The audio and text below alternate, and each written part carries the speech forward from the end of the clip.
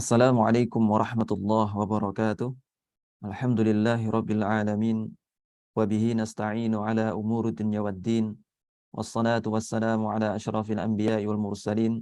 Sayyidina wa habibina wa maulana Muhammadin. Wa ala alihi wa sahbihi wa sallam ajma'in amma ba'du. Ikhwas sekalian, a'azani Allah wa iyyakum rahimani wa rahimakumullah. Hal pertama yang wajib kita upayakan setiap harinya ketika kita bangun dari tidur kita adalah ucapan syukur kita kehadirat Allah Subhanahu wa taala. Nabi Shallallahu alaihi wasallam mengajarkan kepada kita doa yang menunjukkan indikasi di awal kita bangkit dari tidur kita diperintahkan untuk bersyukur kepada Allah atas nikmat karena Allah masih memberikan kesempatan kepada kita untuk bertobat kepadanya. Sebagaimana dalam sebuah doa, Alhamdulillahilladzi ahyana ba'dama amatana wa ilaihin nusyur. Kata Nabi SAW, segala puji kepada Allah, Zat yang telah membangunkan aku dari tidur atau dari kematian. Karena dalam sabda Nabi SAW, bahwasanya tidur itu adalah saudara dari kematian. Seorang yang tidur, dia tidak memiliki kesadaran akan perbuatannya. Sama halnya dengan orang yang sudah meninggal dunia. Nah, ketika kita bangun dari tidur kita, Nabi SAW mengajarkan agar kita senantiasa bersyukur kepada Allah Subhanahu wa taala. Dan sebagaimana muqaddimah yang disampaikan oleh host tadi, sampaikan bahwasanya wa ma kunna linahtadiya laula an hadanallah. Tidaklah kami mendapatkan hidayah atau dapat mengambil petunjuk kecuali karena Allah memberikan petunjuk kepada kami. Kita bisa mengambil petunjuk dari Al-Qur'an.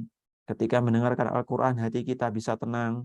Ketika mendengarkan Al-Qur'an, kita bisa mengambil pelajaran nangis. Ketika kita membaca Al-Qur'an, kita bisa menyerap pelajaran dengan baik. Itu semua merupakan petunjuk dari Allah Subhanahu wa taala.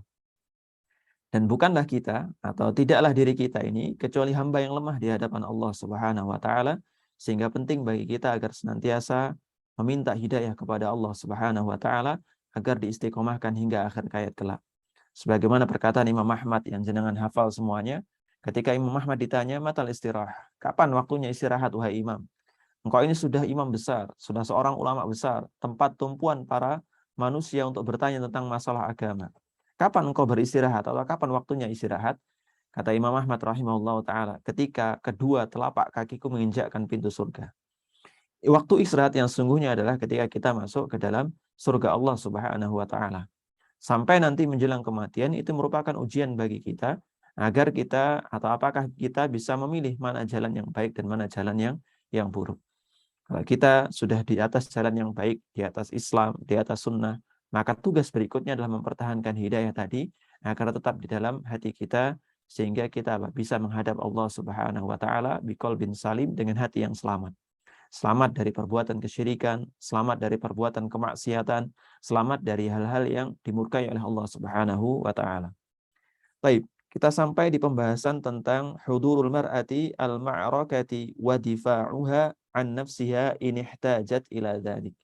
Kata penulis hafizahullah taala, bagaimana hukumnya hadirnya seorang wanita di medan jihad, dan bagaimana hukumnya ketika ia membela dirinya sendiri dalam beberapa situasi yang memang dibutuhkan. Jadi hadirnya hukumnya seperti apa?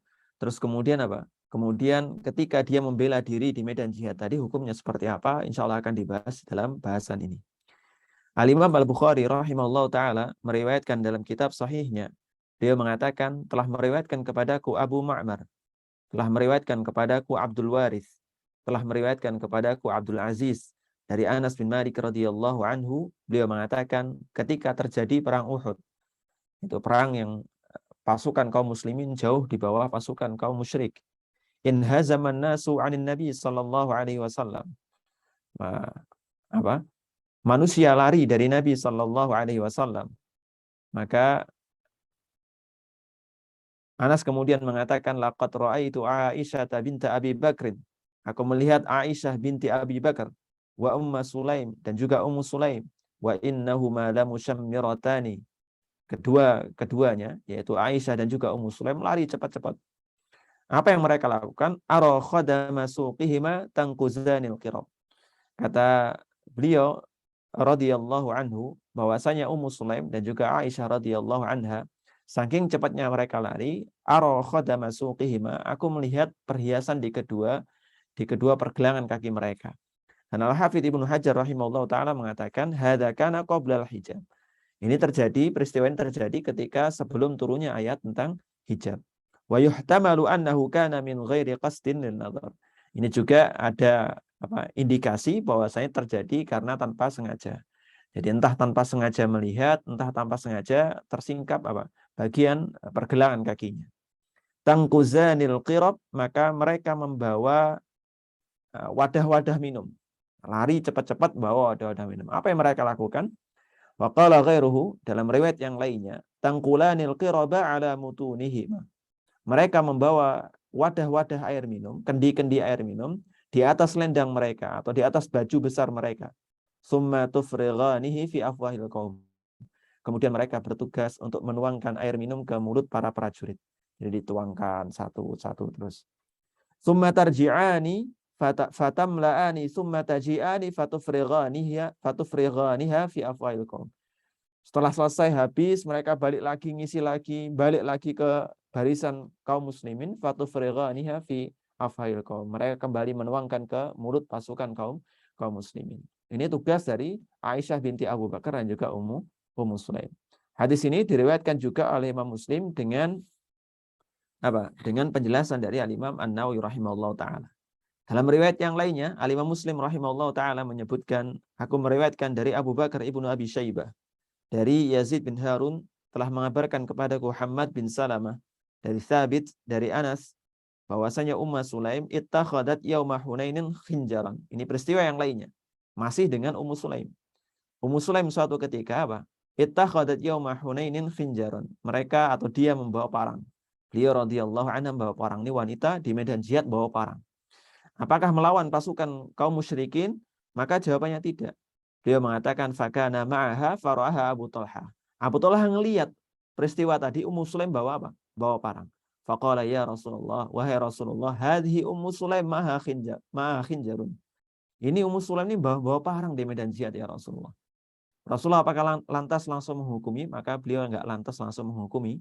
Kemudian beliau mengatakan ma hadzal khinjar. Untuk apa ini khinjar ini? Parang ini wahai Ummu Sulaim.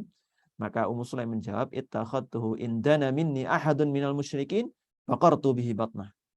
Nah, aku ini bawa parang ini jaga-jaga ketika pasukan kaum musyrikin, ada salah seorang pasukan dari kaum musyrikin mendekat kepadaku, baqartu bihi batnah, aku akan membelah perutnya. Nah, ketika mendengarkan penjelasan Ummu Sulaim seperti ini, faja'ala Rasulullah sallallahu alaihi wasallam yadhhak. Maka Rasulullah sallallahu alaihi wasallam tertawa. Oh, ternyata alasannya demikian. Maka Ummu Sulaim mengatakan, ya Rasulullah, uktul man ba'dana minat tulaqa. Ya Rasulullah, bunuhlah atau perangilah orang-orang yang lari atau orang-orang tulaqa. Tulaqa itu orang-orang yang dibebaskan oleh Nabi SAW ketika peristiwa Fathu Makkah. Terus kemudian mereka masuk Islam, kemudian mereka dibiarkan oleh Nabi SAW. In hazamu bik, kata Ummu Sulaim, mereka itu lari darimu. Maka jawab Nabi SAW, ya Ummu Sulaim, innallaha qad kafa wa ahsana. Sungguh Allah Azza wa Jalla telah mencukupi dan telah berbuat baik. Nah, Ummu Sulaim menyangka bahwasanya orang-orang yang lari dari Nabi SAW setelah mereka masuk Islam, itu mereka orang-orang munafik. Ini sangkaan Ummu Sulaim radhiyallahu anha. Padahal mereka beriman kepada Allah dan juga Rasulnya. Hanya saja iman mereka iman yang lemah. Ini sebagaimana dikatakan oleh dikatakan dalam ta'liq atau dalam komentar di bawah kitab. Walaysa fi hadza anna al-mar'ah takunu askariyatan fandamah. Ini bukan berarti, jadi hadis yang menjelaskan tentang Aisyah radhiyallahu anha ada di medan jihad, terus kemudian Ummu Sulaim ada di dua versi tadi, di perang Uhud dan juga perang Hunain, tidak lantas menunjukkan bahwasanya wanita boleh menjadi pasukan perang atau yang berhadapan langsung dengan pasukan musuh. Walakin idza ihtija ila khidmatiha fil ghazwi, akan tapi ini dimaknai kalau memang dibutuhkan peran dari seorang wanita dalam peperangan, au fit difa'i an nafsiha, atau ketika mereka membela diri mereka, fala ba'sa. Kalau demikian urusannya, maka enggak ada masalah berhadapan dengan pasukan kaum musyrikin. Ini menunjukkan indikasi bahwasanya penulis sendiri berpendapat bahwasanya perempuan atau wanita muslimah tidak diperkenankan masuk ke medan jihad kecuali dengan dua alasan tadi. Yang pertama untuk melayani kebutuhan pasukan kaum muslimin, yaitu dengan membawakan air, terus kemudian membawakan senjata, terus kemudian membawakan peralatan yang lainnya sekiranya mereka bisa atau mampu untuk mengerjakannya. Atau yang kedua untuk membela diri mereka. Misal ketika pasukan kaum musyrikin menang, terus kemudian lari atau menyerbu desa yang di mana desa tadi desa kaum muslimin dan hanya tersisa kaum muslimah, maka mereka diperkenankan untuk membawa senjata, mengangkat senjata membela diri mereka demi demi mempertahankan harga diri mereka berlawanan berhadapan dengan kaum musyrikin. Amma antakuna askariyah, kalau jadi seorang prajurit wanita, kama fu'ila mujamma'un lin nisa'il askariyati bi San'a, sebagaimana dilakukan oleh sebagian sekelompok wanita yang mana mereka menjadi prajurit wanita. Anggota Dewan San'a, Yaman, memperbolehkan seorang wanita menjadi seorang prajurit. Wa ghairuha, atau selain Yaman misalnya. Fahadha wallahi ihanatun lil mar'ah. Fa ayyuma ihana. Sungguh ini bentuk penghinaan terhadap kaum muslimah. Jadi beliau berpendapat berdasarkan pendapat Malikiyah dan Syafi'iyah, alias pendapat ini bolehkah wanita masuk ke medan jihad, ini merupakan perbedaan-perbedaan fikih, perbedaan-perbedaan fikih. Walakinna aktsarun nasi la ya'lamun. Akan tapi sungguh sebagian besar manusia atau kaum muslimin tidak mengetahui hal tersebut. Sehingga mereka bermudah-mudahan menjadikan seorang wanita sebagai pasukan wanita. Wa inna hadzal ghazwal amrikiyya ad-dahima 'alal biladil islamiyyah syai'un min asya'in katsirah. Sungguh perang yang dilakukan atau invasi yang dilakukan oleh pasukan Amerika ke negeri-negeri muslim ini merupakan satu dari banyak peristiwa-peristiwa besar yang lainnya. Jadi satu dari kejadian-kejadian luar biasa yang mana hal seperti ini tidak pernah terfikirkan sebelumnya. Jadi invasi itu bukan hanya merugikan secara fisik bagi kaum muslimin, tapi banyak hal juga. Di antaranya apa? Kaum muslimin mulai ngekor bagaimana cara orang-orang Amerika ketika mereka melakukan invasi ke negeri-negeri muslim. Contohnya ini, menjadikan wanita sebagai pasukan-pasukan perang. Wasadaqan Nabi sallallahu alaihi wasallam, dan sungguh benar apa yang diucapkan Nabi sallallahu alaihi wasallam idz yaqulu, ketika beliau mengatakan la tattabi'unna sunana man kana qablakum, atau sunana man qablakum. Kalian akan mengikuti sunnah orang-orang sebelum kalian. Ini menunjukkan benarnya sabda Nabi SAW bahwasanya kaum muslimin akan ngikutin bagaimana perilaku orang-orang selain orang Islam, yaitu orang-orang kafir. Shibron bi shibrin wa dhira'an bi dhira'in. Sejengkal demi sejengkal, sehasta demi sehasta. Hatta lau salaku hujra dhabbin la salaktumu. Sampai seandainya mereka masuk ke lubang biawak, apa yang kaum muslimin lakukan? La salaktumu. Maka kaum muslimin atau kalian akan mengerjakannya. Fakulna, maka sahabat mengatakan, ya Rasulullah, al-Yahud wan Nasar. Apakah dimaksud kita akan mengikuti sunnah orang-orang sebelum kita adalah Yahudi dan Nasrani? Maka Nabi SAW mengatakan, faman, siapa lagi? Dan ini terbukti di zaman ini, banyak sekali dari kaum muslimin ngekor atau lebih bangga ketika mereka mengikuti perbuatan-perbuatan orang-orang kafir, Yahudi maupun Nasrani, dibandingkan ketika mereka mengamalkan ajaran Islam. Dengan berbagai dalihnya. Dengan berbagai dalihnya. Ada orang yang bercadar, ada orang yang berkerudung lebar, terus dikatakan, oh ini kadrun, ini kadal gurun, ini ngikutin orang Arab. Tapi di sisi lain mereka bangga ketika pemudi-pemudi mereka, ketika anak-anak mereka mengikuti gaya-gaya berpakaian orang-orang Barat dengan mengatakan, oh ini kebebasan dalam berpakaian, ini kebebasan dalam berpendapat. Inilah standar ganda mereka. Tidak memiliki pendirian sama sekali. Ketika mereka menghindar dari sesuatu yang baik, justru mereka masuk ke dalam sesuatu yang sangat buruk. Pada akhirnya mereka kelabakan dengan apa yang mereka yakini sendiri. Banyak kerusakan ditimbulkan oleh pemuda-pemudi mereka dengan sebab karena mereka tidak mengikuti petunjuk Islam, justru mengikuti petunjuk orang-orang kafir atau gaya-gaya orang-orang kafir. Mulai dari berpakaian, gaya berbicara, terus kemudian rasa malu yang mulai ditanggalkan dengan munculnya aplikasi-aplikasi dari orang-orang kafir sana yang menyediakan fasilitas dan orang muslim memanfaatkannya untuk tujuan-tujuan yang tidak dibenarkan. Ada aplikasi TikTok, Instagram. Kalau misalnya diarahkan kepada sesuatu yang baik, maka menjadi baik. Tapi masalahnya sebagian orang memanfaatkan hal tersebut untuk sesuatu yang buruk. Untuk menampakkan aurat mereka, untuk menanggalkan rasa malu mereka, berjoget dan lain sebagainya. Na'udzubillah min dzalik. Dan orang-orang kafir senang dengan hal seperti ini. Oh, akhirnya kaum muslimin ngikutin mereka sejengkal demi sejengkal, sehasta demi sehasta. Wa bihadza takirru a'yunu a'da'illah min yahud wan nasara. Dan dengan ini orang-orang Yahudi maupun orang Nasrani senang. Wah, senang sekali. Kenapa? Karena orang-orang Muslim ngikutin bagaimana mereka beragama, bagaimana orang Yahudi dan Nasrani berperilaku dan lain sebagainya. Haitsu yarawnal muslimina wal muslimati adznaban lahum. Yang mana orang-orang Muslim baik laki-laki maupun perempuan adznaban lahum, ngekor kepada mereka. Watasirul haimatu lahum, dan mudah sekali kontrol bagi orang-orang kafir. Jadi ketika sesuatu yang sudah diikuti dengan baik oleh orang-orang Muslim, orang-orang Muslim laki-laki, Muslim perempuan, dari apa yang diciptakan oleh orang-orang kafir, maka mudah bagi orang kafir tadi ngontrol. Kita perhatikan saja, kalau seandainya WhatsApp down, terus kemudian ini terlepas dari pemanfaatan kebaikannya, Instagram down atau TikTok down atau Facebook, semuanya katakanlah servernya mereka down, mereka servernya rusak seketika dalam waktu 1 jam saja. Apa yang dialami oleh para pemuda? Mereka mulai kelabakan, nyari hiburan yang sebelumnya mereka temukan hanya di aplikasi-aplikasi tadi. Dan ini musibah bagi kaum muslimin. Padahal hiburan terbaik bagi seorang muslim adalah di dalam ibadah mereka. Ingatlah ketika Nabi SAW mengatakan kepada Bilal, arihna bis salati ya Bilal. Istirahatkan diri kami ya Bilal dengan salat. Jadi kumandangkan azan ya Bilal supaya kami bisa beristirahat, bermunajat kepada Rabb kami dengan salat kami.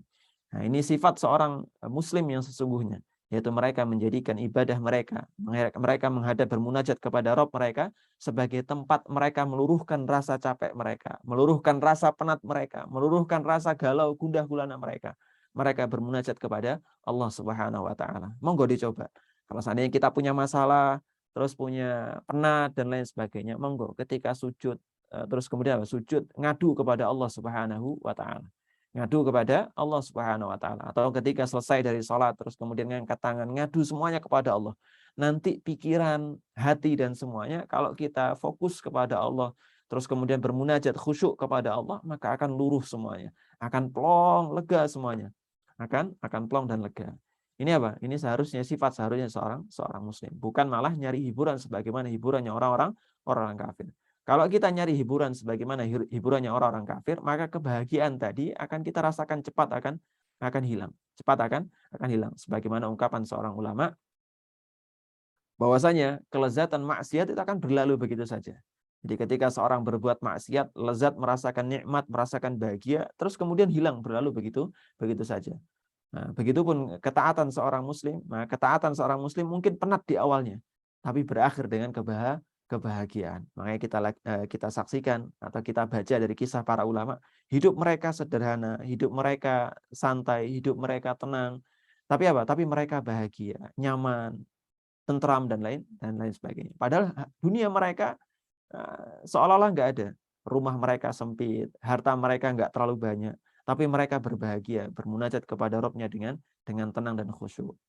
Ini Ini perbedaan orang muslim yang sudah menemukan jalannya dengan orang muslim yang masih ngekor kepada orang-orang kafir.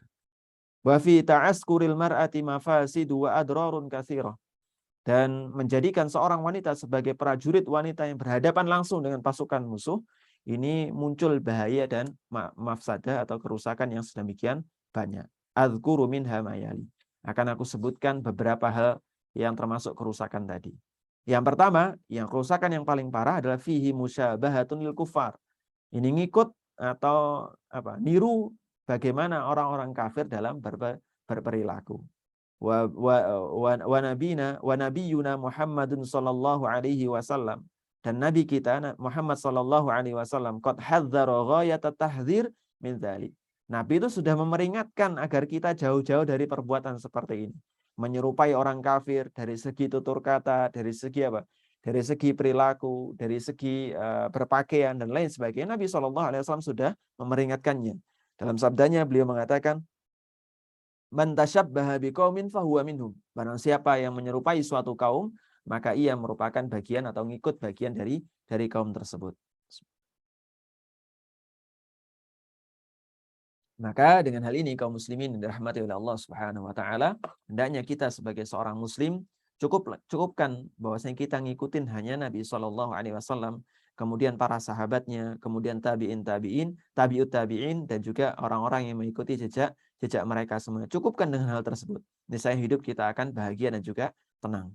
Wa ansahu kulla ukhtin turidul khaira li nafsiha. Aku nasihatkan kepada saudari-saudariku yang menginginkan kebaikan bagi dirinya, wali akhwatin antastafida min kitab Syekhul Islam. Wali akhwatiha, dan yang lainnya, dan saudari-saudari mereka, agar kalian mengambil faidah atau membaca kitab Syekhul Islam Ibnu Taimiyah yang berjudul Iqtida'us Siratil Mustaqim fi Mukhalafati Ashabil Jahim. Iqtida'us Siratil Mustaqim, mengikuti jalan yang lurus, fi Mukhalafati Ashabil Jahim, jahim dalam menyelisihi perbuatan orang-orang yang mana mereka diancam dengan neraka jahanam. Termasuk diantaranya orang-orang kafir. Jadi kitab ini sangat baik sekali dibaca bagi kita agar kita kukuh di atas kebenaran. Karena zaman yang semakin ke belakang ini, orang-orangnya akan semakin rusak. Jadi isi zaman itu dari berlalunya waktu akan semakin rusak. Nah, oleh karena itu penting bagi kita untuk mencari segala cara agar kita berada di atas kebenaran. Yang kedua, doror yang kedua atau bahaya yang kedua, fihi ikhrajun lil mar'ati min baitiha. Ya, kalau seorang menjadikan wanita sebagai prajurit, wanita yang berhadapan dengan musuh, ya konsekuensinya adalah apa? Akhirnya mereka harus mengeluarkan wanita dari rumahnya. Padahal Allah Azza wa Jalla menyebutkan dalam surah Al-Ahzab ayat 33, wa qarna fi buyutikunna, hendaknya para wanita muslimah diam dan tinggal di rumah-rumah mereka. Wal aslu annal mar'ata tabqa fi baitiha. Karena hukum asalnya wanita itu diam di dalam rumahnya, liqaulihi subhana, karena firman Allah Azza wa Jalla yang kita sebutkan dalam surah Al-Ahzab ayat 33 tadi. Yang ketiga, fihi naz'ul mar'ati haya'aha wa hishmataha. Ya, ada konsekuensi wanita harus menanggalkan rasa malunya. Menanggalkan rasa malunya. Dengan keluarnya seorang wanita dari rumahnya, bergabungnya mereka dengan pasukan-pasukan laki-laki, maka otomatis ya mau nggak mau ditanggalkan rasa malunya. Wa madza yutawaqqa'u ba'da hadza illa syarr. Apa yang terjadi kalau apa? Yutawaqqa'u ba'da hadza illa syarr. Apa yang terjadi setelah ini kecuali keburukan. Makanya kalau kita lihat pasukan-pasukan wanita, kalau dibiarkan ya akhirnya nanti berkumpul dengan pasukan laki-laki. Mulai dari makan mereka berkumpul, tidur mereka dalam satu ruangan, dan lain sebagainya. Yang keempat, fihi tabarrujun. Ini terdapat tabarruj, yaitu menampakkan aurat. Fal mar'atu takhruju hasiratan an wajhiha wa yadayha wa rubbama ra'saha wa rubbama ra'siha wa ghairi dzalik. Dan wanita ketika keluar dari rumahnya, maka mereka terpaksa harus menyingkap wajah mereka. Atau bahkan lebih parah lagi, tangan mereka tersingkap semuanya, digulung. Atau lebih parah lagi apa?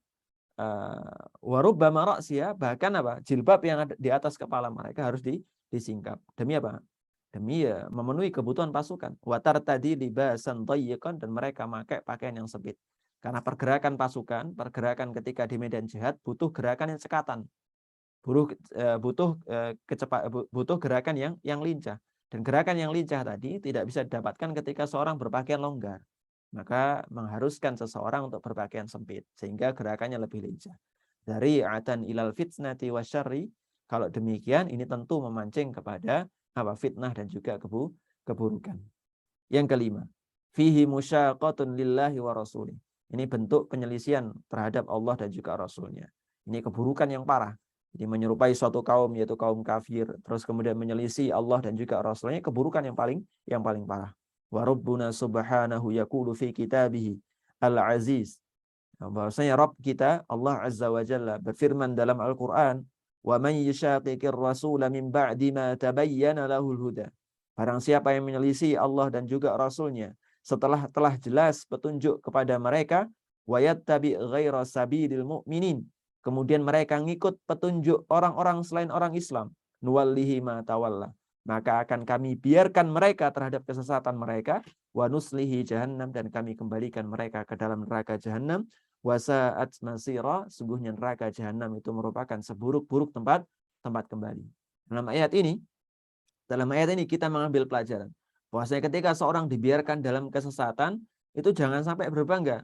Oh, saya loh mabuk-mabukan tiap hari. Saya loh ini dan itu berbuat kemaksiatan disebutkan. Tapi saya mendapatkan rezeki yang melimpah. saya punya uang banyak, saya dibuatkan rumah oleh Allah dengan rumah yang megah. Saya punya pasangan yang tampan, saya punya pasangan yang cantik yang cinta sama saya. Padahal dia dalam perbuatan kemaksiatan, dalam perbuatan ingkar kepada Allah, ninggalin sholat, minum minuman keras dan lain sebagainya. Jangan bangga dengan hal tersebut. Karena boleh jadi Allah Azza wa Jalla nuwallihi ma tawalla, kami biarkan mereka terhadap kesesatan mereka. Apa endingnya nanti? Kata Allah Subhanahu wa taala, wa nuslihi jahannam, dan kami akan masukkan mereka ke dalam neraka jahanam. Boleh jadi Allah biarkan kita dalam kesesatan kita, ya dalam rangka apa?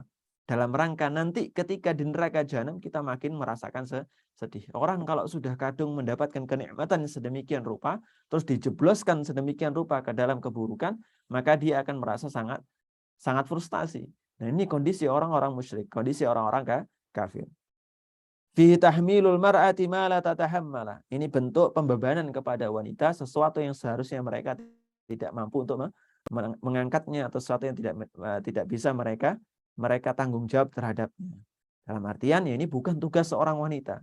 Jadi tugas laki-laki sendiri, tugas wanita sendiri. Fahadza laisa min wadhifatiha wala min sya'niha. Ini bukan tugas mereka. Ini bukan tugas wanita. Bal hiya nafsuha muhtajatun ila man yahrisuha wa yahmiha. Bahkan seorang wanita ya pada hakikatnya butuh perlindungan dan juga butuh penjagaan dari seorang laki-laki. Ini bukan berarti kita membiarkan wanita bermanja-manja, enggak. Nah, kalau misalnya seorang yang mengatakan demikian di hadapan, misalnya ada ratu dari sebuah negeri kafir, seorang wanita dijaga sedemikian rupa, tidak boleh melakukan tidak boleh melakukan kegiatan-kegiatan yang berat sehingga bisa melukai dirinya dan lain sebagainya, maka orang-orang yang mengatakan tadi akan mengatakan, oh itu ratu yang luar biasa, ratu yang sedemikian baik dan lain sebagainya. Tapi kenapa ketika dinisbatkan oleh Islam atau kepada Islam bahwa saya wanita Islam itu diam dalam rumahnya, dia dimuliakan oleh suaminya, suaminya wajib untuk menghormati seorang wanita, tidak boleh berkata kasar kepadanya, tidak boleh menyia-nyiakannya dengan cara tidak memberikan nafkah kepadanya. Semua ini diatur dalam Islam, tapi kenapa orang-orang munafik tadi mengatakan, wah kalau gitu kita menjadikan wanita manja? Enggak sama sekali. Justru kita tengah memuliakan seorang wanita. Walakin qatalahumullahu anna yufakun. Semoga Allah Azza wa Jalla binasakan mereka, bagaimana mungkin mereka menyelisih aturan-aturan Allah Subhanahu wa taala. Nah, kenapa demikian? Selain masalah fisik tadi, keduanya masalah apa? Masalah hati.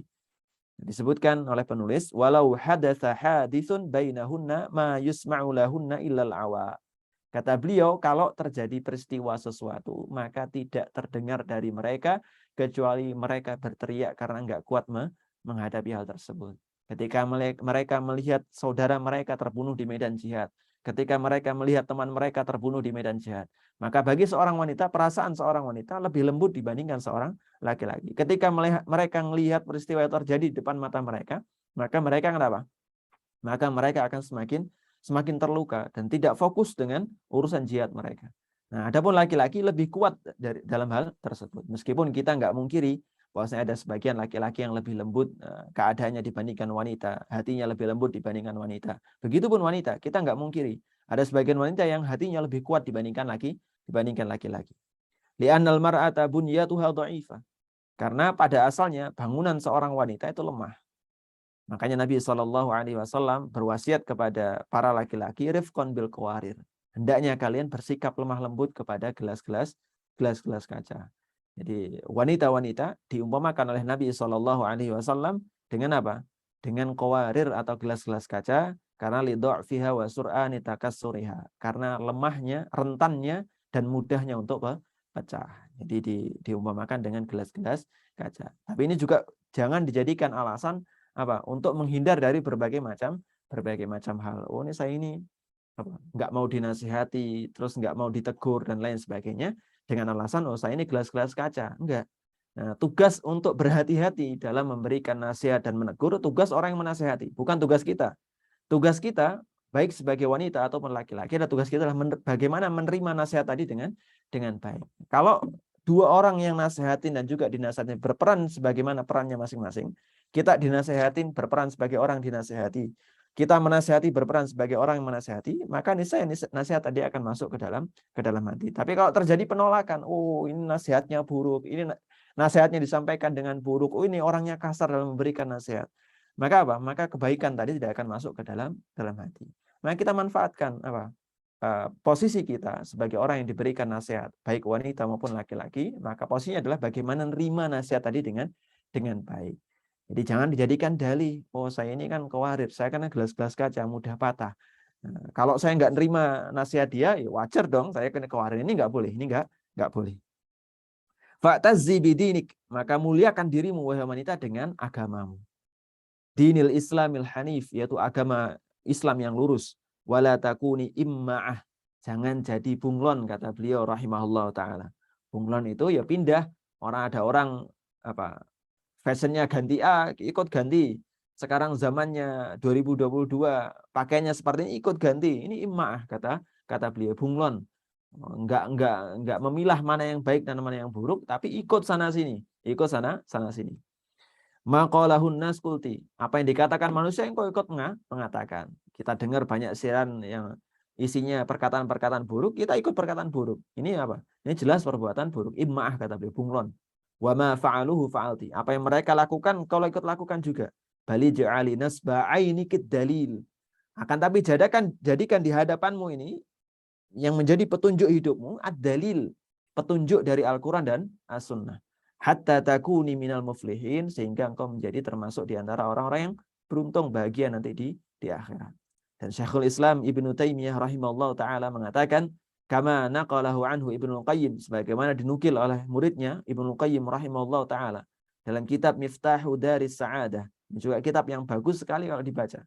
Miftahu Daris Sa'adah ini kunci negeri kebahagiaan.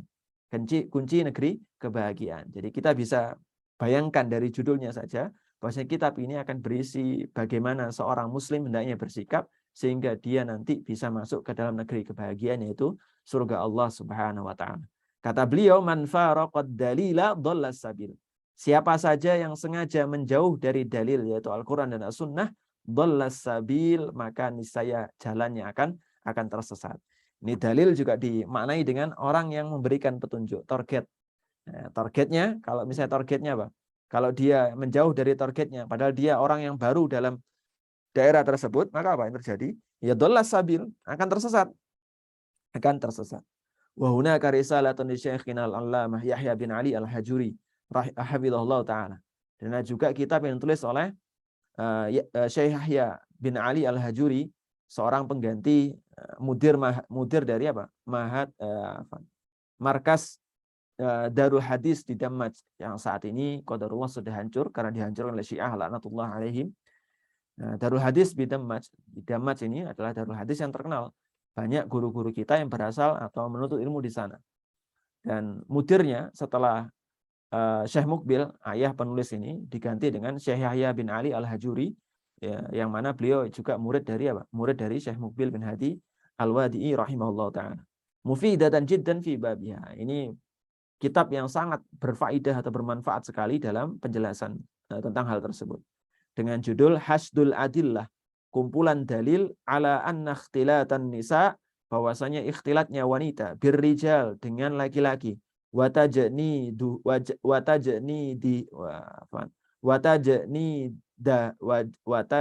dahunna minal fitanil mudillah, dan menjadikan mereka sebagai seorang prajurit wanita termasuk di antara fitnah-fitnah yang mudillah, menyesatkan. Fa inna fihal iqna'u bi fasadit tajnid lil mar'ati liman waffaqahallahu taala. Maka hal tersebut tentu menjadi pemuas dahaga tentang masalah apa?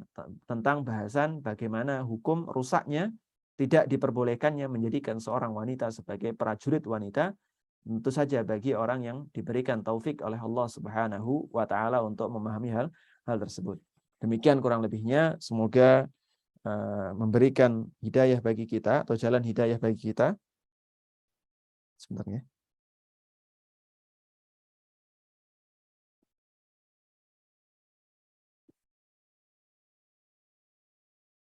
Sebentar. Sudah. Baik. Semoga menjadi jalan hidayah bagi kita dan Allah Azza wa Jalla memberikan taufiknya kepada kita untuk memahami kebenaran terus kemudian mengamalkannya. Jika ada pertanyaan yang berkaitan atau yang tidak berkaitan dan mampu kami jawab, monggo dipersilahkan. Wassallallahu ala nabiyyina Muhammad walhamdulillahi rabbil alamin. Fadhal. Masya Allah. Jazakallahu khairan Ustadz atas paparan materinya. Kita masuk ke sesi tanya jawab. Kepada akhwat wa ummahat yang ingin bertanya langsung, silakan raise hand terlebih dahulu atau menuliskannya pada kolom chat yang insya Allah akan dibacakan oleh Mbak Hera. Kepada Mbak Hera, tafadholi. Nah, Mbak Susan, jazakillahu khairan.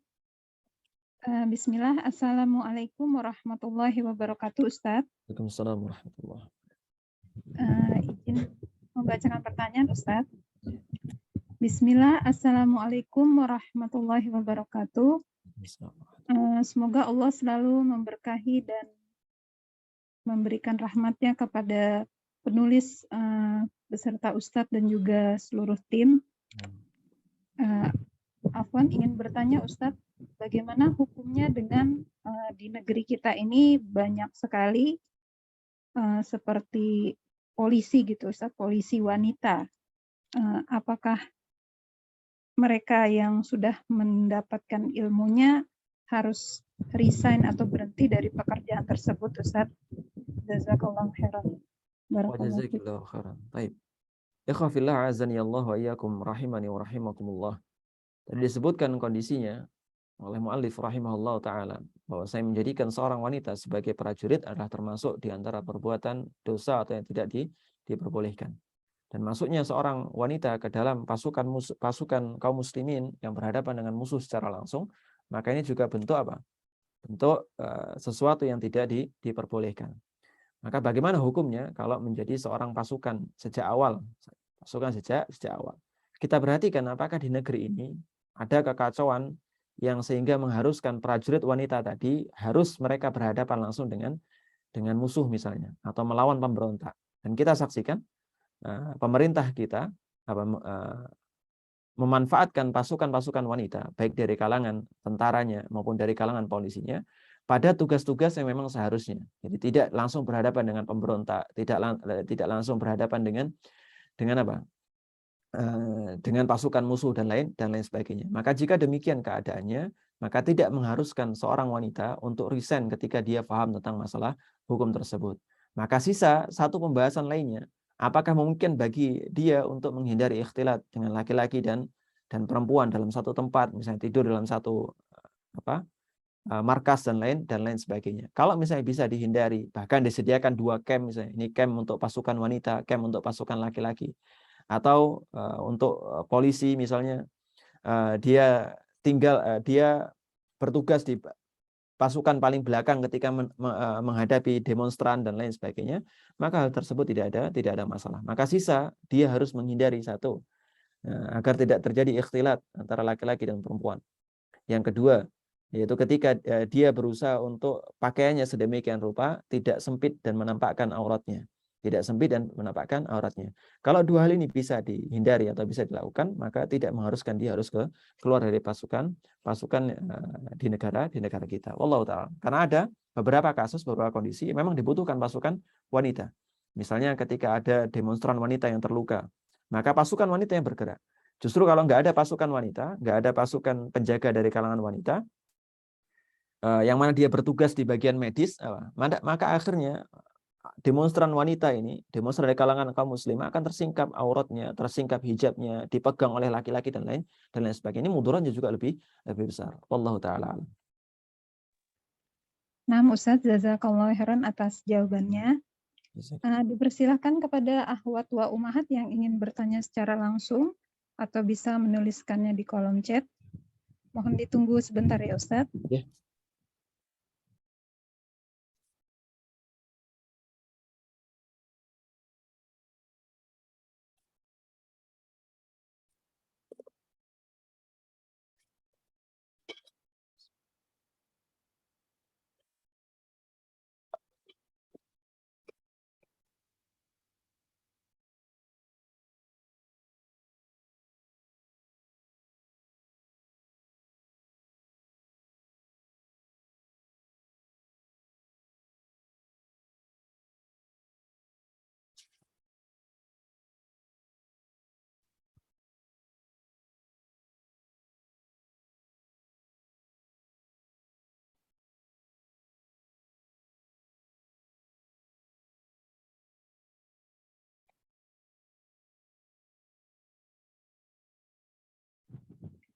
Izin membacakan pertanyaan, Ustaz.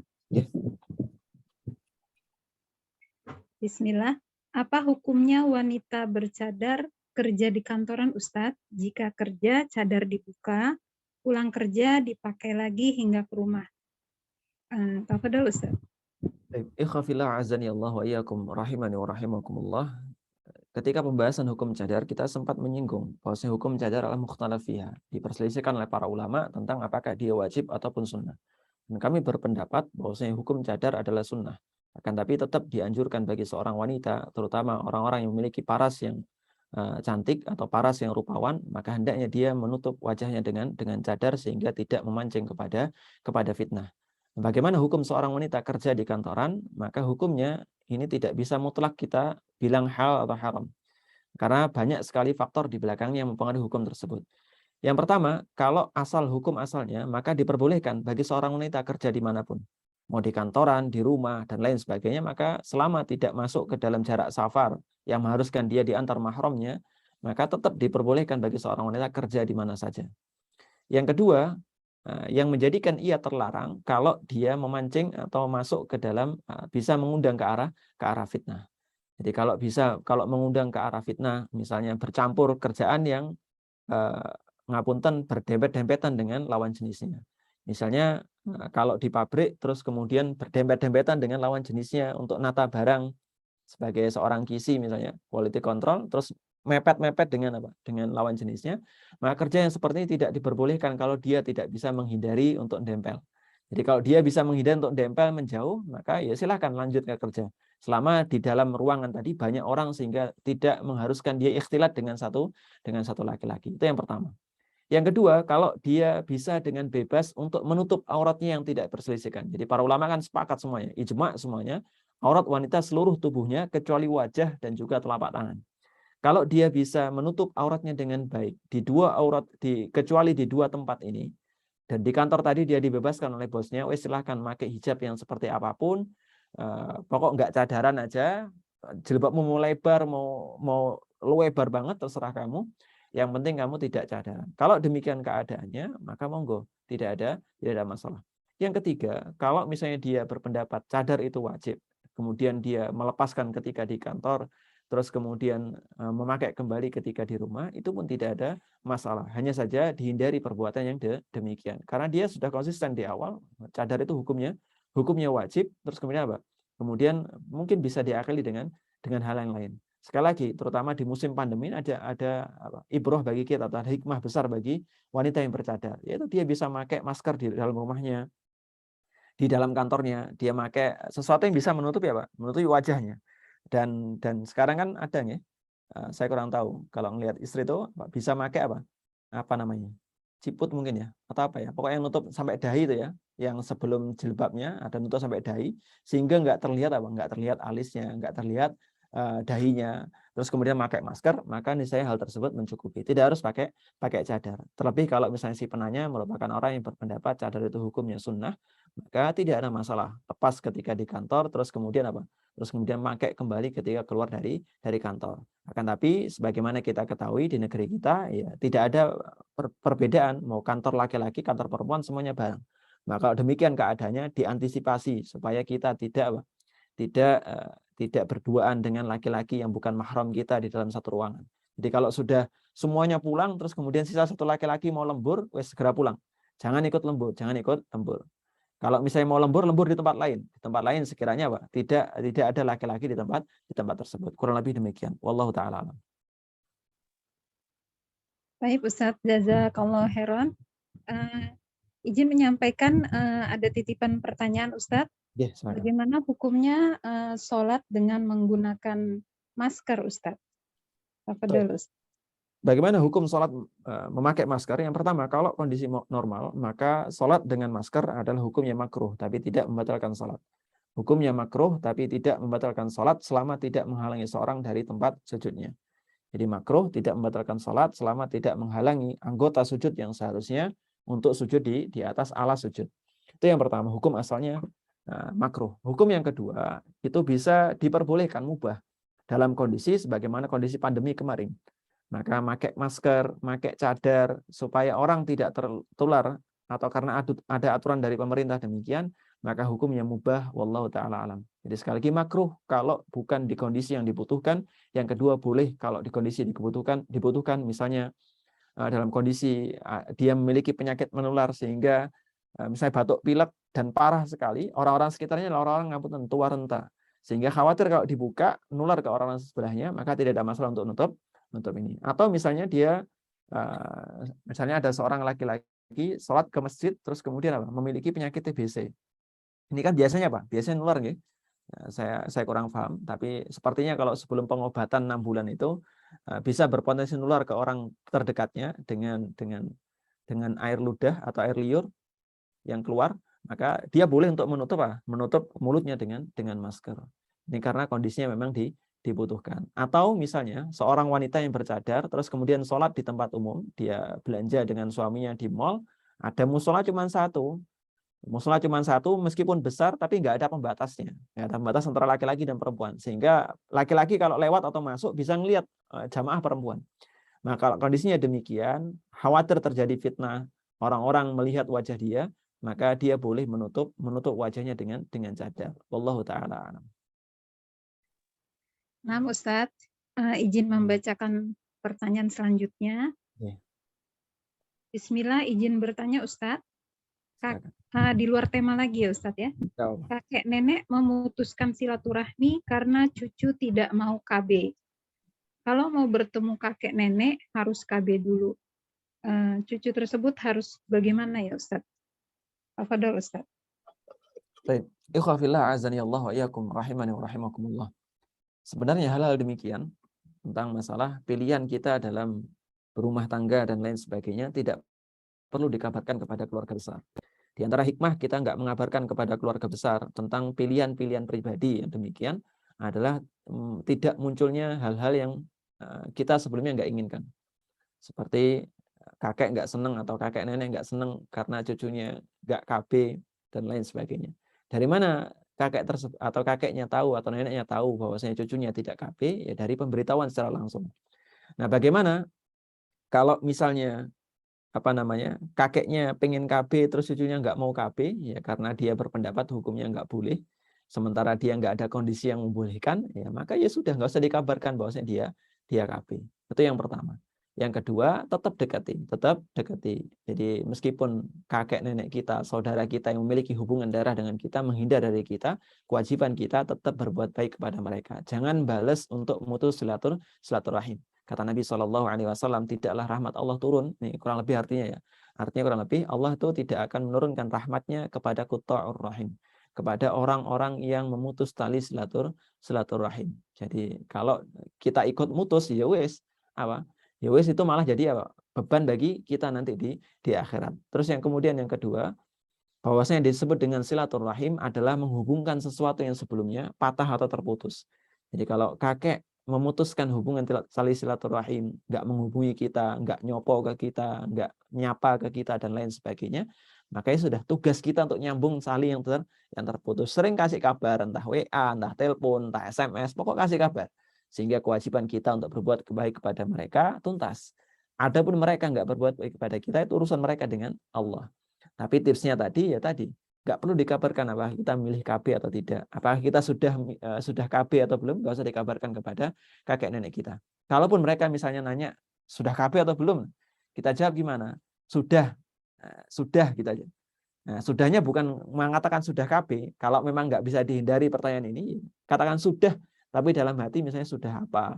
Sudah apa? Sudah kami tidak sudah apa? Misalnya sudah tidak KB.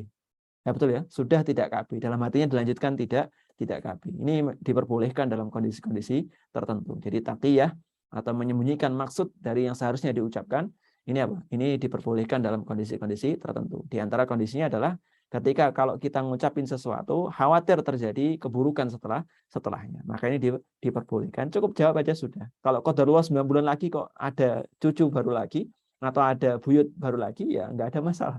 Nggak ada masalah. Wallahu ta'ala alam.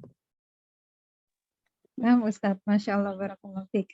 Membacakan pertanyaan selanjutnya.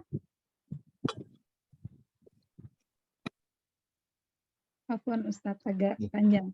Assalamualaikum Ustadz, izin bertanya, jika wanita bekerja mengharuskan dinas keluar kota bersama tim, laki-laki dan perempuan, karena tidak ada lagi yang bisa handle pekerjaan tersebut selain wanita ini. Sementara wanita ini sudah bersuami, namun karena suami juga ada pekerjaan lain sehingga tidak dapat menemani. Sementara pekerjaan tersebut sangat membantu perekonomian keluarga. Bagaimana sikap wanita tersebut, Ustadz? Barakallahu fikum. Tafadhol, Ustadz. Baik, ikhafillah azani Allah wa iyyakum rahimani wa rahimakumullah. Nabi SAW mengatakan la tahillu lil mar'ati an tusafiru min ghairi dhi mahramin. Jadi tidak berbolehkan bagi seorang wanita muslimah yang beriman kepada Allah dan hari akhir untuk bersafar tanpa disertai mahramnya. Para ulama sepakat tentang hukumnya safar seorang wanita tanpa mahram kecuali di beberapa keadaan. Di antara keadaan tadi yaitu seorang wanita menghindar dari fitnah di negerinya. Tinggal di negeri kafir, hijrah ke negeri muslim, perbolehkan safar tanpa mahram. Yang kedua, ketika haji dan memang itu haji wajib bagi dia atau umroh yang wajib bagi dia. Maka kalau nggak memungkinkan ditemani oleh seorang mahram, maka diperbolehkan untuk safar. Dengan catatan dia harus memastikan ketika safarnya tadi dia aman dari semua fitnah. Adapun alasan seorang wanita safar dengan alasan tanpa mahramnya dengan alasan pekerjaan, maka wallahu taala alam, kami belum pernah mendengar penjelasan ulama yang memperbolehkan hal tersebut. Bagaimana sikap kita? Yang pertama, kalau memungkinkan ditolak, ditolak. Kalau nggak memungkinkan ditolak, tapi memungkinkan untuk remote dari jauh, maka silahkan ambil bagian remote-nya. Jadi pasti pekerjaan di tim nggak akan dikerjakan oleh semua orang pekerjaan yang sama. Jadi misalnya seorang menuliskan buku, ada satu tim 10 orang nulis buku, nggak mungkin semuanya orang bertugas untuk nulis buku. Ada yang bertugas nge-layout, ada yang bertugas bikin sampul, ada yang bertugas ngumpulin data bukunya, ada yang bertugas ini itu dan lain sebagainya. Maka dia lihat tugasnya, apakah tugasnya tadi memungkinkan bagi dia untuk meminta jarak jauh. Kalau misalnya memungkinkan, silakan, maka lakukan. Yang ketiga, kalau misalnya nggak memungkinkan untuk meminta remote, terus nggak memungkinkan untuk menolaknya, berarti yang ketiga, yaitu maksa suaminya untuk apa? Untuk safar. Makanya perlu koordinasi kalau memang antara seorang suami ataupun istri, semuanya sama-sama kerja. Jadi perlu koordinasi. Perlu koordinasi. Dia juga harus bertekad menjelaskan ke suaminya bahwasanya hukum safar tanpa mahram begini dan begitu. Kasih penjelasan ke suaminya.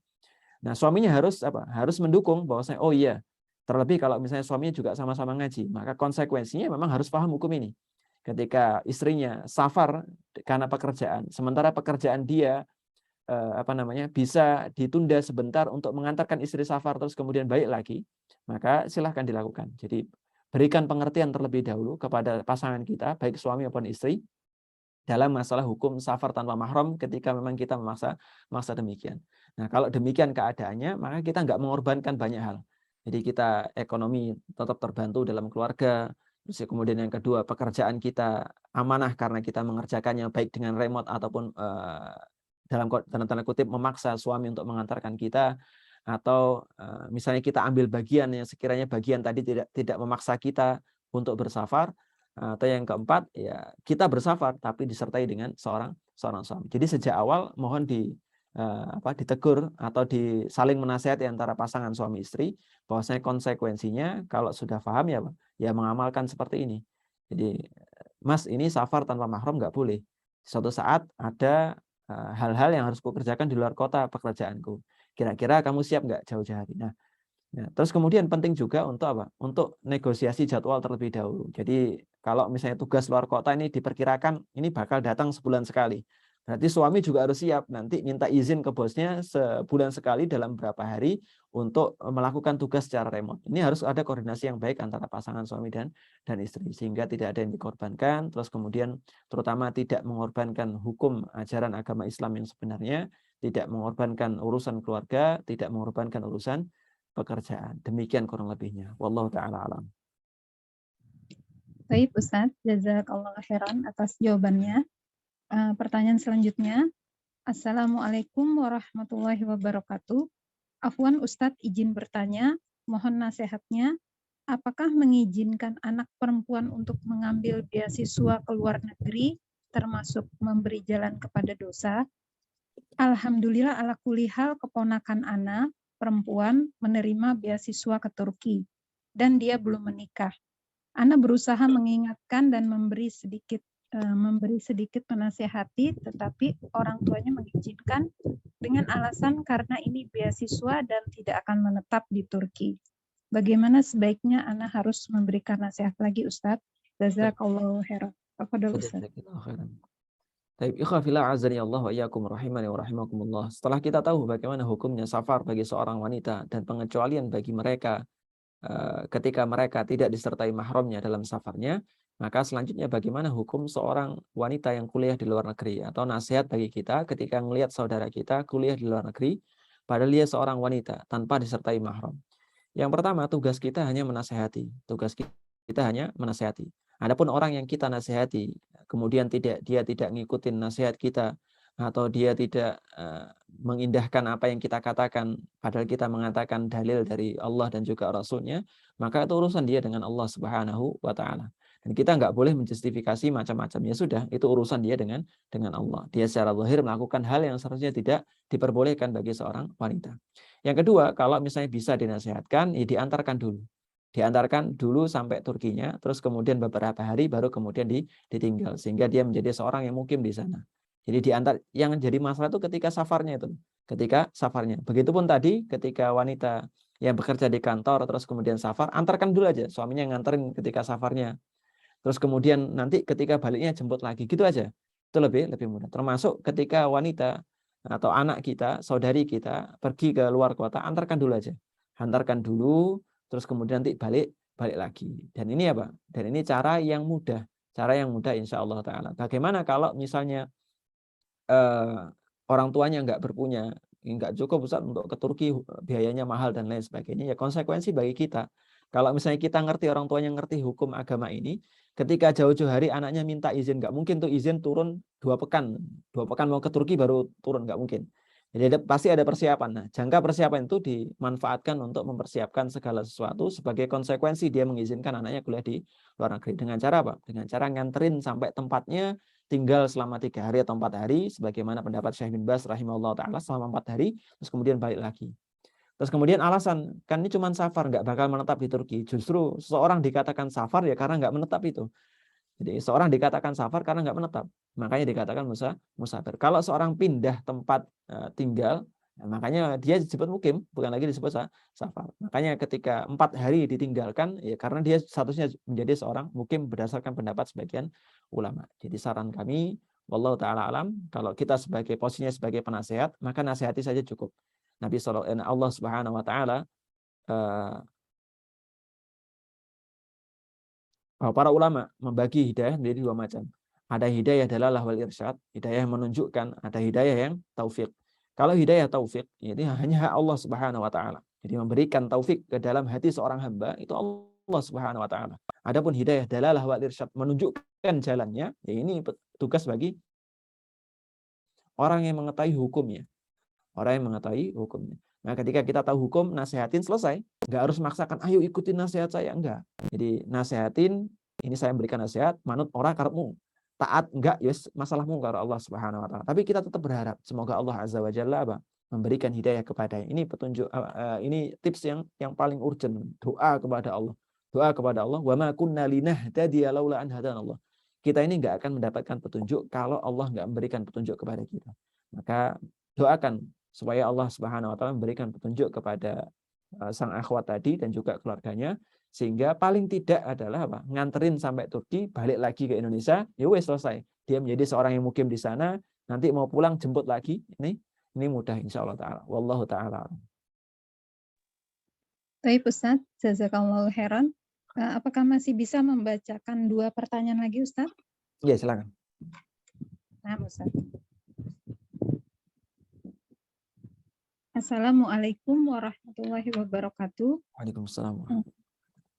Ada teman Ana mau datang ke Eropa, mau lihat aurora Swedia. Mereka itu 2 akhwat teman Ana. Bagaimana sikap Ana Ustadz mengingat teman traveling ke tempat Ana tanpa mahram, niat mereka adalah melihat aurora. Dan kebetulan itu bisa dilihat dari Swedia dan beberapa negara lain di Eropa. Karena Ana di Swedia, jadi mereka putuskan ke Swedia aja. Ustadz, bagaimana sikap Ana mengingat dilarangnya jalan-jalan ke negeri kufar? Bolehkah Ana menerima tamu Ana dan memuliakan tamu? Kalau melihat aurora itu, Ana akan safar dengan mereka dengan suami Ana, Ustadz. Yang ini ingin Ana tanyakan, bermudah-mudahan dan membantu dalam subhatkah Ana kalau menemani tamu Ana jalan-jalan? Barakallahu fikum, Ustadz. Baik, wa fiik barakallah. Ikhwafillah azani Allah wa iyyakum rahimani wa rahimakumullah. Kita harus membedakan dua hukum di masalah yang dijelaskan oleh penanya tadi.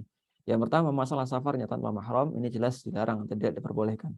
Terutama alasan safarnya adalah alasan yang tidak sesuatu yang tidak urgent. Bukan alasan hijrah ke negeri muslim, bukan alasan menghindar dari fitnah dan lain sebagainya, tapi ngelihat sesuatu yang memang sifatnya mubah pada awalnya. Sifatnya mubah pada awalnya. Karena dia melanggar batasan, maka menjadi hukumnya haram. Kalau aurora tadi bisa dilihat dari Swedia atau dari negeri-negeri Eropa yang lainnya, maka aurora juga bisa dilihat dari YouTube, dari Google dan lain sebagainya. Wallahu taala alam. Hasilnya juga sama. Mata kita ngelihat Google dengan apa? Dengan resolusi yang baik, ya sama hasilnya dengan ketika mata kita ngelihat secara langsung. Meskipun pengalamannya akan berbeda. Nah, pengalaman ini mungkin akan dibeli, tapi kalau dengan cara melanggar hak Allah Subhanahu wa taala, maka hendaknya sebagai seorang muslim menghindarinya. Itu yang pertama. Yang kedua, hukum memuliakan tamu. Kalau mereka bertamu kepada kita, kita wajib untuk melindungi mereka. Justru ketika mereka datang ke tempat kita, sementara posisi mereka sebagai seorang wanita muslimah, datang ke negeri kafir, terus kemudian apa? Terus kemudian dalam kondisi tentu saja tidak aman. Banyak sekali fitnah yang ada di sekitar mereka, ya wajib bagi kita untuk melindungi mereka. Wajib bagi kita untuk melindungi mereka. Dan hukum memuliakan tamu ketika mereka sudah datang di hadapan kita, kita sudah ngasih nasihat sebelumnya, jangan, kalau bisa usahakan jangan safar tanpa mahram. Paling tidak salah satu dari mereka disertai mahram, terus kemudian berangkat. Nah, kalau misalnya sudah ada di hadapan kita, ya nggak ada masalah kita memuliakan tamu. Kita memuliakan tamu. Selama apapun terserah. Ya, yang diwajibkan dalam Islam atau dianjurkan dalam Islam 3 hari, kalau setelahnya monggo jenengan bebas untuk memuliakan mereka, untuk membiarkan mereka tinggal atau membiarkan mereka untuk balik dan lain sebagainya. Tapi ala kulli hal, kalau kita memberikan penjagaan kepada mereka, melindungi mereka, memuliakan mereka sebagai seorang tamu, maka hal seperti ini tidak ada masalah dan diperbolehkan, bahkan mendapatkan pahala. Tapi kalau sejak awal jenengan memperbolehkan mereka untuk, ya sedang saya tunggu nanti kehadirannya. Nah, ini jadi masalah lagi. Beda halnya kalau sejak awal jenengan sudah mengingatkan, kalau bisa jangan toh, kalau bisa jangan. Ini hukumnya nggak boleh safar tanpa mahram. Kalau bisa demikian, maka lakukan. Kalau nggak bisa, wes tiba-tiba berangkat, saya sudah sampai bandara ini, ya sudah. Mau gimana lagi? Ya wes saya jemput. Nanti kamu makan tinggal di rumah saya supaya aman. Demikian. Wallahu taala alam. Masya Allah. Jazakallah khairan, Ustadz. Satu pertanyaan lagi ya, Ustadz. Ya, silakan. Assalamualaikum, Ustadz. Bagaimana memahamkan kepada saudara tentang makna jihad? Karena cenderung makna jihad terkadang diartikan negatif. Tafadhol, Ustadz. Baik. Ikhwafillah azani Allah wa iyyakum rahimani wa rahimakumullah. Resiko bagi seorang muslim yang hendak menapaki jalan kebenaran adalah dia seringkali disalahfahami dan sengaja disalahfahami oleh sebagian orang. Termasuk ketika membahas permasalahan jihad. Ini ketika memberikan judul wanita di medan jihad, ini pasti kami sering mikir, wah ini bakalan rame kalau sebagian orang mempermasalahkan wanita di medan jihad dan lain sebagainya, seolah Islam itu agama yang serem dan lain sebagainya. Padahal yang pertama, pengertian jihad dalam Islam, asal pengertian jihad ya memang qatl, yaitu berperang melawan musuh-musuh Allah Subhanahu wa taala. Dan peperangan yang dilakukan oleh Islam adalah peperangan yang dipenuhi dengan adab atau tata krama. Jadi tidak ada agama, tidak ada negara, tidak ada aliansi yang ketika berperang lebih beradab dan beretika dibandingkan pasukan kaum muslimin. Di pasukan kaum muslimin ketika berperang itu penuh dengan etika dan penuh dengan adab. Tidak boleh memerangi orang yang sudah tua, tidak boleh memerangi wanita, tidak boleh memerangi anak-anak, tidak boleh menebang secara sembarangan pohon-pohon, tidak boleh merusak tempat peribadatan agama lain. Adapun orang ketika memahami makna jihad dengan makna yang seram dan lain sebagainya, itu urusan mereka. Jadi bagaimana memahamkan kepada saudara kita? Yang pertama, kita berikan pengertian secara umum saja. Bahwasanya jihad itu berperang. Yang pertama ya berperang dengan jiwa raga. Berperang di jalan Allah, di medan jihad. Yang kedua, jihad juga memiliki makna yang lainnya.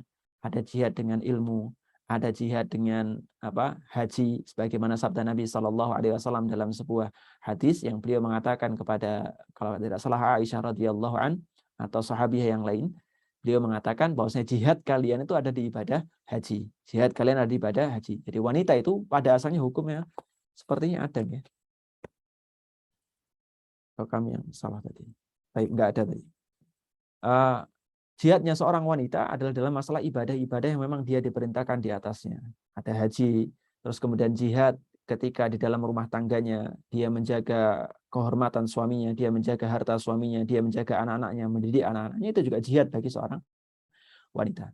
Dan kemudian bagaimana cara menasihatkan kepada saudara kita, minta kepada Allah agar Allah fahamkan dia akan agama. Yang kedua, berikan pengertian kepada dia.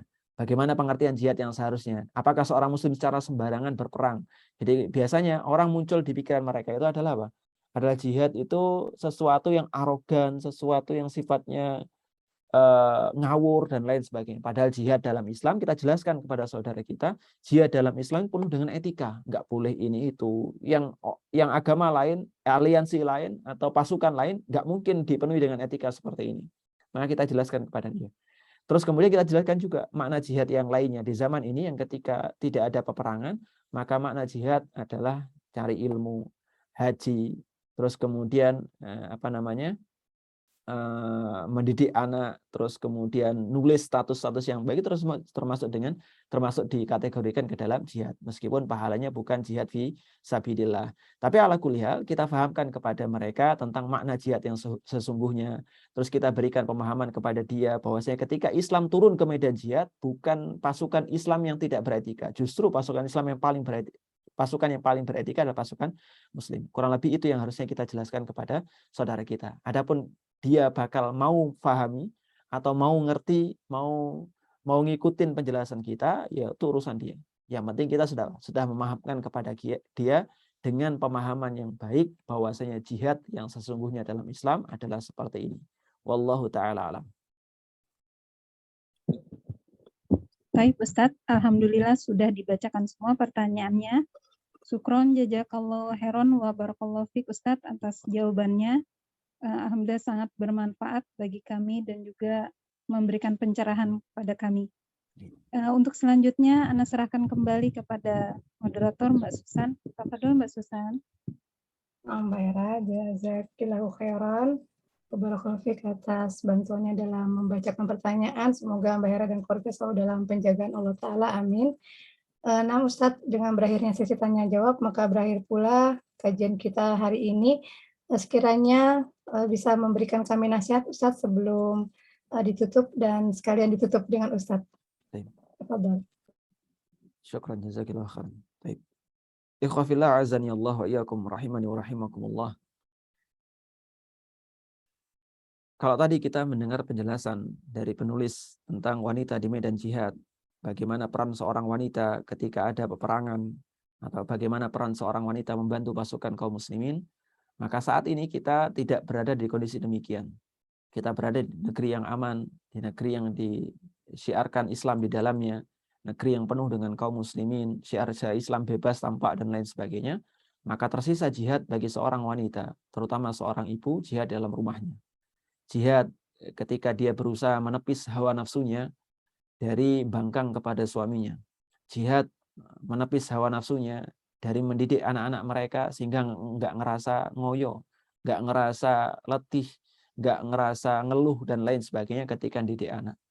Ketika didik anak, kita ngerasakan sering, aduh ini kok capek, bikin capek, anak kok bikin sebel setiap hari dan lain sebagainya. Ngeresuloh terus setiap hari, atau ngeluh terus setiap hari. Maka hal seperti ini hendaknya seorang wanita memahami bahwasanya hal yang dilakukan setiap hari, rutinitas yang dia lakukan setiap hari, bisa berpotensi pahala yang besar. Yang kata Allah Subhanahu wa taala, masuklah kalian ke dalam surga dari pintu manapun yang kalian sukai. Itu kepada siapa? Kepada seorang wanita. Ketika mereka jaga salatnya, jaga puasanya, terus kemudian mereka menjaga kehormatan suaminya, mendidik anak-anaknya, menjaga rumahnya, maka kata Allah, masuklah kalian ke dalam pintu surga.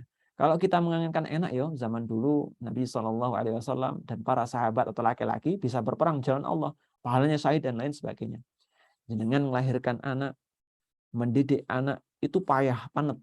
Dan seorang suami laki-laki nggak mungkin bisa untuk menghandle semua hal tadi. Bahkan laki-laki suruh gendong anak sebentar saja sudah capek, dan jenengan punya kekuatan lebih di bidang itu. Maka apa? Maka manfaatkan potensi hal tersebut. Potensi kelembutan dalam diri jenengan untuk merawat anak dengan sebaik-baiknya, menjaga kehormatan keluarga, menjaga kehormatan suami, tidak bangkang kepada perintah suami, terus menegakkan perintah Allah dan lain sebagainya, maka insya Allah kita akan merasa nggak berat untuk melakukan jihad-jihad tadi dalam rumah tangga kita. Demikian kurang lebihnya, semoga memberikan manfaat terutama kami selaku penyampai dan juga kepada pendengar sekalian. Kita tutup dengan doa kafaratul majelis. Subhanakallahumma wa bihamdika asyhadu an la ilaha illa anta astaghfiruka wa atubu ilaik. Assalamualaikum warahmatullahi wabarakatuh.